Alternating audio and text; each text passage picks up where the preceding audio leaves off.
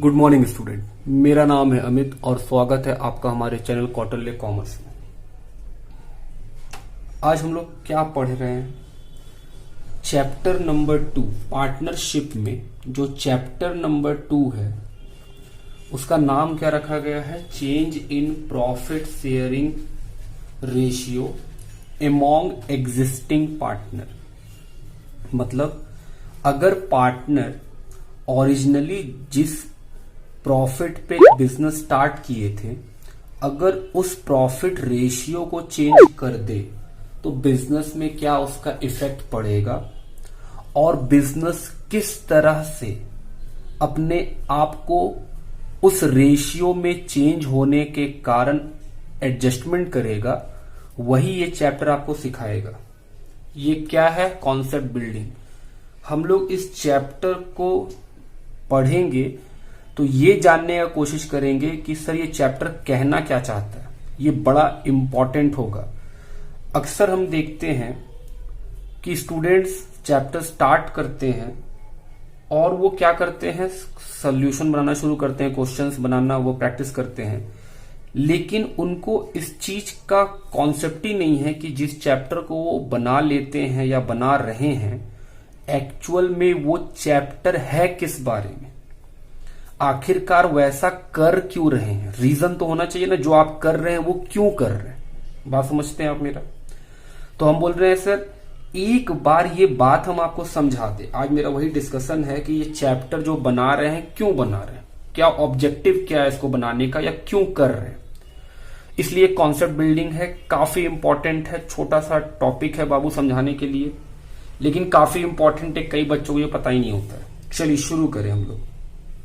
मैंने लिखा हुआ है कुछ, रिकंस्टिट्यूशन ऑफ पार्टनरशिप फर्म का मतलब पहले डिस्कस करें, क्योंकि ये मीनिंग ही इस चैप्टर को या आने वाले जो भी चैप्टर्स होंगे पार्टनरशिप में, ये मीनिंग होने के कारण ही उस सारे चैप्टर्स का ऑब्जेक्टिव क्लियर होता है। मेरी बात सुनिएगा। रिकंस्टिट्यूशन ऑफ पार्टनरशिप फर्म का मतलब क्या? हम बोले सर जैसा कि हम लोग जानते हैं कि पार्टनरशिप क्या है? एग्रीमेंट है। जब दो या दो से अधिक लोग बिजनेस करने साथ में आते हैं कि आओ किसी बिजनेस को करते हैं, तो जाहिर सा बात है जो लोग साथ में बिजनेस करेंगे उनके बीच कोई तो एग्रीमेंट बना होगा कि हाँ भाई बिजनेस किस तरह से करना है और क्या प्रॉफिट बांटने का तरीका होगा और क्या टर्म्स एंड कंडीशन होंगे। आप बात समझते हैं जी? तो हम बोले सर पार्टनरशिप जो जन्म लेता है वो कैसे लेता है? सर पार्टनर्स के एग्रीमेंट से। हम बोले हाँ। तो हम बोल सकते हैं कि पार्टनरशिप एग्रीमेंट है पार्टनर्स के बीच में। हम बोले बिल्कुल। किस चीज का एग्रीमेंट है? हम बोले सर प्रॉफिट को बांटने का मेन एग्रीमेंट है। हम बोले हाँ। तो वही लिखे हैं, partnership is the result. Partnership जो रिजल्ट हो, जो पार्टनरशिप बनता है वो एक एग्रीमेंट से बनता है between the partner for sharing the profit of A business. हम बोल रहे हैं सर बिजनेस के प्रॉफिट को बांटने के लिए हम लोग एक एग्रीमेंट करते हैं और उसी से क्या जन्म लेता है? पार्टनरशिप बिजनेस जन्म लेता है। हम बोले हाँ। हम बोले बेटे अगर इस एग्रीमेंट में कुछ भी चेंज कर दीजिएगा, ये जो एग्रीमेंट बना है उसमें अगर हम कुछ भी बदलाव करेंगे तो जो मेरा ओरिजिनल एग्रीमेंट था उसमें तो बदलाव आ गया, तो क्या मेरा पुराना एग्रीमेंट खत्म हो जाएगा? हम बोले हाँ, आपका पुराना एग्रीमेंट खत्म और जो चेंज आप लाए हैं उस दिन से एक नया एग्रीमेंट बन जाएगा। एग्जाम्पल हम बोल रहे हैं सर ए और बी 1:1 के रेशियो में प्रॉफिट बांटना का एग्रीमेंट किए थे शुरू में। आज 5 साल बीत जाने के बाद ए और बी ने एग्रीमेंट नया कर लिया और बोला कि अब से प्रॉफिट 2:1 बटेगा। पहले जो 1:1 था अब क्या हो जाएगा? 2:1। तो क्या इस एग्रीमेंट जो नया एग्रीमेंट हम लाए हैं उसके कारण पुराना एग्रीमेंट खत्म हो गया? हम बोले हाँ। अब 5 साल बीतने के बाद पुराना एग्रीमेंट खत्म और क्या आ गया? नया एग्रीमेंट। क्योंकि अब नया एग्रीमेंट आ गया है तो अब से, पीछे का बात नहीं कर रहे हैं, अब से जिस दिन हम बदले हैं, मान लीजिए हम 1 अप्रैल 2020 को अपना एग्रीमेंट बदले, तो हम बोल रहे हैं सर 1 अप्रैल 2020 के बाद से आप जो कुछ भी कमाइएगा वो कैसे बटेगा? 2:1। लेकिन 1 अप्रैल 2020 से पहले जो आप कमाए होंगे वो कैसे बटेगा, ओल्ड रेशियो में। आप बात समझते हैं। तो हम बोल रहे sir reconstitution of partnership form का मतलब होता है चेंज इन एग्रीमेंट। रीजन कुछ भी हो सकता है। अगर आपके एग्रीमेंट में जो ओरिजिनल एग्रीमेंट आप बनाए हैं उस एग्रीमेंट में अगर कोई भी आप चेंज लाइएगा तो उसको क्या बोला जाएगा, reconstitution of partnership form. Business का फिर से एग्रीमेंट लिखा जा रहा है, वही बात हम लिखे हैं। क्या लिखे सुनिएगा बेटे, partnership is the result of an agreement between partners for sharing the profit of A business. Partnership क्या है सर, पार्टनरशिप होता है एग्रीमेंट के कारण। किसके बीच में एग्रीमेंट बनता है बेटे, पार्टनर्स के बीच में बनता है कि वो प्रॉफिट बांटेंगे बिजनेस का। हम बोले okay. Any change in the partnership agreement, अगर आप उस पार्टनरशिप एग्रीमेंट में कोई भी चेंज करेंगे तो brings to an end of the existing agreement. बोल रहा है अगर आप उस एग्रीमेंट में कुछ भी चेंज करते हैं तो उससे आपका पुराना एग्रीमेंट खत्म हो जाता है। And a new agreement comes into force, और उस दिन से एक नया एग्रीमेंट इफेक्ट में आ जाता है कि हां अब ये एग्रीमेंट माना जाएगा। This change in agreement is term at reconstitution of partnership form. इस चेंज को हम क्या बोलते हैं, रिकंस्टिट्यूशन ऑफ पार्टनरशिप फॉर्म। हम बोले सर कुछ एग्जाम्पल। हम बोले बेटे प्रॉफिट बदलने से क्या एग्रीमेंट चेंज कर जाएगा, हम बोले हाँ। तो ये एग्जाम्पल है रिकंस्टिट्यूशन ऑफ पार्टनरशिप फॉर्म का। क्या एडमिशन, कोई नया पार्टनर आएगा तो एग्रीमेंट चेंज हो जाएगा, हम बोले हाँ। पहले ए और बी पार्टनर था, अब सी आ जाएगा तो क्या एग्रीमेंट बदल जाएगा, हम बोले हाँ। तो सर पुराना एग्रीमेंट खत्म, नया एग्रीमेंट शुरू, ये भी क्या है, रिकंस्टिट्यूशन ऑफ पार्टनरशिप। रिटायरमेंट, कोई पार्टनर बिजनेस छोड़ के चला जाएगा, सर ये भी क्या करेगा, पुराने एग्रीमेंट को एंड कर देगा और एक फिर नया एग्रीमेंट बन जाएगा बचे हुए पार्टनर्स के बीच में। डेथ ऑफ ए पार्टनर, कोई पार्टनर अगर मर जाता है तो सर पुराना पार्टनर कम हो जाएगा, फिर बचेगा जो पार्टनर उसके बीच एक नया एग्रीमेंट बनेगा। ये भी क्या है, रिकंस्टिट्यूशन ऑफ पार्टनरशिप फॉर्म। तो हम बोल रहे हैं सर पार्टनरशिप के एग्रीमेंट में जो चेंज लाया आता है उस चेंज को हम लोग बोलते हैं रिकंस्टिट्यूशन ऑफ पार्टनरशिप फॉर्म। बोले हाँ बाबू, अगर आप पार्टनरशिप का एग्रीमेंट जो ओरिजिनल है उसमें चेंज लाते हैं तो फिर क्या उसको कहा जाता है टेक्निकली अकाउंटिंग टर्म में कि आपका रिकंस्टिट्यूशन ऑफ पार्टनरशिप फॉर्म हो रहा है। बोले हाँ बाबू। सुनिएगा अब आगे बात सुनिएगा बेटे मेरे, क्या है ये चैप्टर उसके बारे में बात करें कि sir reconstitution of partnership form होने से क्या होता है। सबसे पहला बात सोचो कि sir reconstitution of partnership firm का मतलब होता है कि पुराना एग्रीमेंट खत्म। तो पुराना एग्रीमेंट जब खत्म हो जाएगा तो क्या पुराना बिजनेस खत्म हो जाएगा, हम बोले नहीं, बिजनेस तो है। और अब जब आप नया एग्रीमेंट लाइएगा तो जिस दिन नया एग्रीमेंट आएगा उसके बाद से जो बिजनेस अर्न करेगा वो नया में बटेगा। लेकिन जो पुराना कमा के रखा है बिजनेस, क्योंकि बिजनेस अगर लंबे समय से चल रहा है तो अगर कभी भी बिजनेस में चेंजेस लाएंगे तो उसका इफेक्ट, जो चेंज आप लाना चाहते हैं बाबू, उसका इफेक्ट जानते हैं कब आएगा, जिस दिन आप बदलाव लाएं उसके बाद के पैसों में उसका इफेक्ट दिखेगा। जो पीछे कमाए हैं उसमें उसका इफेक्ट नहीं। मतलब सर हम बोले समझिए बेटे, हम बोल रहे सर एक बिजनेस है जो हम 1 अप्रैल 2018 को स्टार्ट किए थे। कितने लोग थे, 2 लोग। इस समय इनका हिस्सेदारी क्या था, 1:1। फिर 1 अप्रैल 2020 आया तो इन्होंने अपना हिस्सा बदल लिया। अब बात समझते हैं, क्या ऐसा कर सकते हैं, बिल्कुल बेटे, म्यूचुअल अंडरस्टैंडिंग से कुछ भी हो सकता है। तो ए और बी बोला अब कैसे बांटेंगे, 2:1। तो हम बोल रहे हैं सर ये जो आप 2:1 लिखे हैं ना, इसका इफेक्ट कब दिखेगा, 1 अप्रैल के बाद से। 1 अप्रैल 2020 के बाद से इसका इफेक्ट दिखेगा। लेकिन हम बोल रहे हैं सर यहां से यहां तक बिजनेस तो बहुत सारा प्रॉफिट लॉस कमा के बैठा होगा, हम बोले हाँ। हम बोले सर इसका क्या होगा तब, हम बोले बड़ा सिंपल सा बात है बाबू, इस समय जो पैसा कमाया गया तो इस समय रेशियो क्या था, 1:1। क्योंकि एग्रीमेंट यहां से चेंज हो जाएगा तो हम बोलेंगे सर पुराना एग्रीमेंट खत्म, तो मतलब पुराना बिजनेस का बात भी खत्म कर देंगे।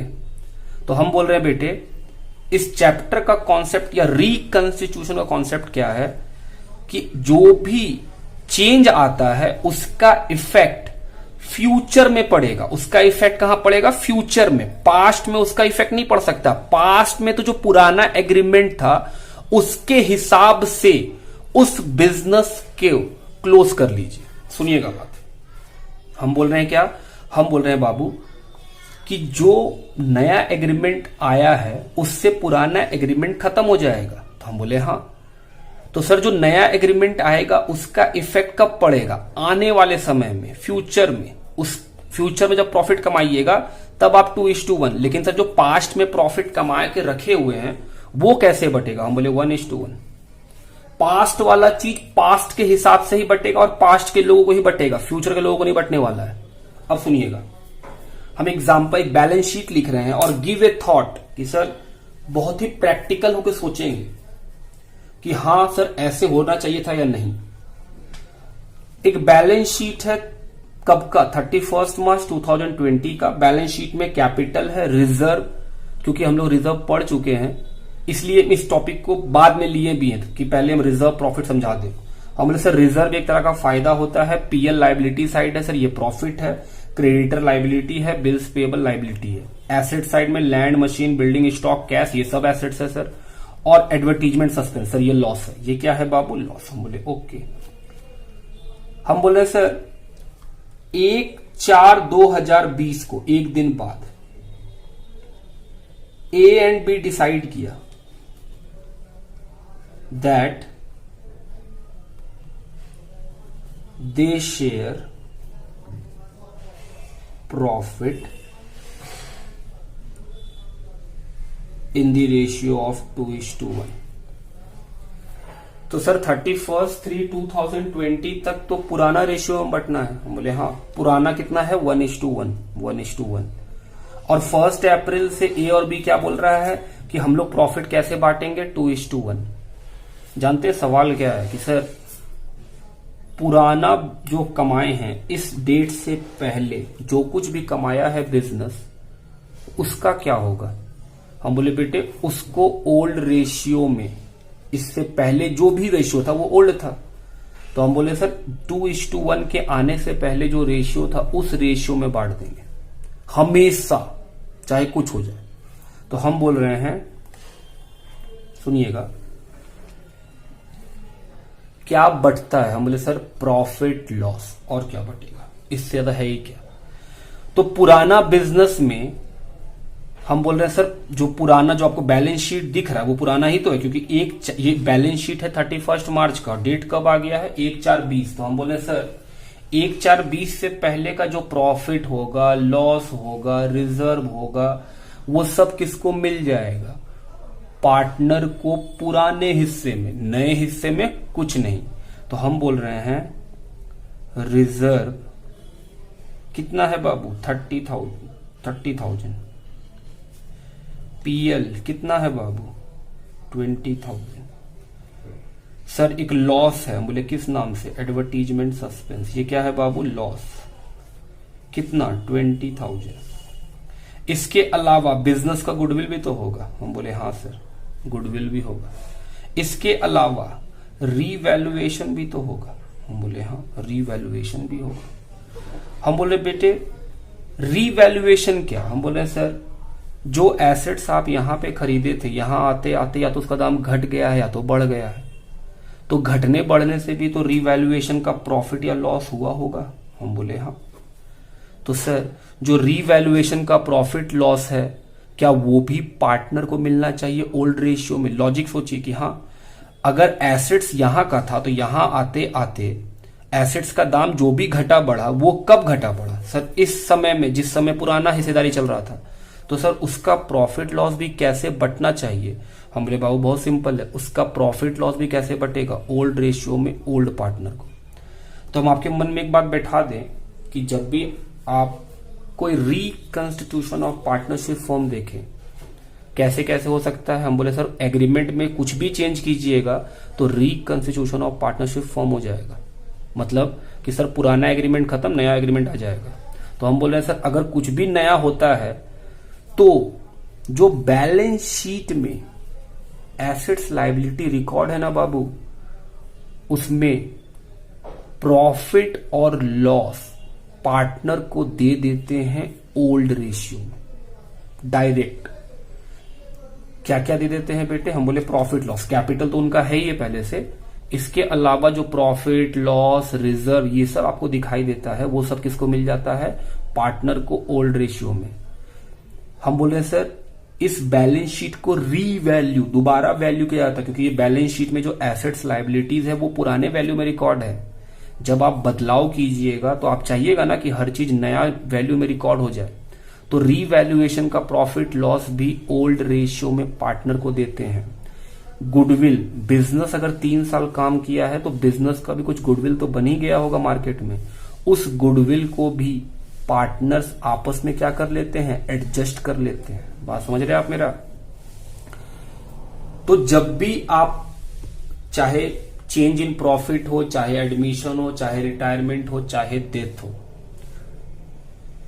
कोई भी केस में अगर बिजनेस अपने आप को रिकंस्टिट्यूट कराएगा तो उस केस में आपको पता होना चाहिए कि सर पुराना एग्रीमेंट खत्म, तो पुराना एग्रीमेंट वाला जो प्रॉफिट है, लॉस है, कैपिटल है, ये सारा चीज जो है खत्म करना पड़ेगा। और खत्म करके किसको देना होगा? पार्टनर को, क्योंकि सर अब तो नया एग्रीमेंट आ जाएगा। जब नया एग्रीमेंट आएगा तो पुराना कोई भी चीज नहीं होना चाहिए बिजनेस के पास। तो हम बोल रहे हैं सर कैपिटल पार्टनर का, रिजर्व प्रॉफिट पार्टनर का, लॉस पार्टनर का, एसेट्स लायबिलिटी का भी वैल्यू चेंज हो जाएगा, और इसके चेंज होने से भी जो प्रॉफिट लॉस जनरेट होगा वो भी किसका? पार्टनर का। गुडविल भी किसका? हम बोले सर पार्टनर का। तो हम बोल रहे सर जब भी चाहे वो एडमिशन हो, रिटायरमेंट हो, डेथ हो, change in profit sharing ratio हो, दिमाग में एक बात बैठा लेना है कि सर नया एग्रीमेंट जो बना है वो फ्यूचर में एप्लीकेबल है। भविष्य में जो कमाएंगे उस पे नया रूल एप्लीकेबल होगा। पास्ट में जो कमाए हैं उस पे नया रूल एप्लीकेबल नहीं हो सकता। पास्ट का जो प्रॉफिट लॉस, एसेट्स का रीवैल्यूएशन, गुडविल, ये सारा चीज बिजनेस जनरेट किया है, तो ये सारा चीज ओल्ड रेशियो में किसको देना होता है? पार्टनर को। बात समझ रहे आप मेरा? चलिए आइए, ये था हम लोग का बाबू change in profit sharing ratio के ऊपर कॉन्सेप्ट बिल्डिंग की। ये कॉन्सेप्ट बिल्डिंग था। नेक्स्ट क्लास जब हम लोग मिलेंगे तो हम लोग क्या स्टार्ट करेंगे बाबू? सर हम लोग स्टार्ट कर रहे होंगे वर्कमैन कंपनसेशन रिजर्व। चलिए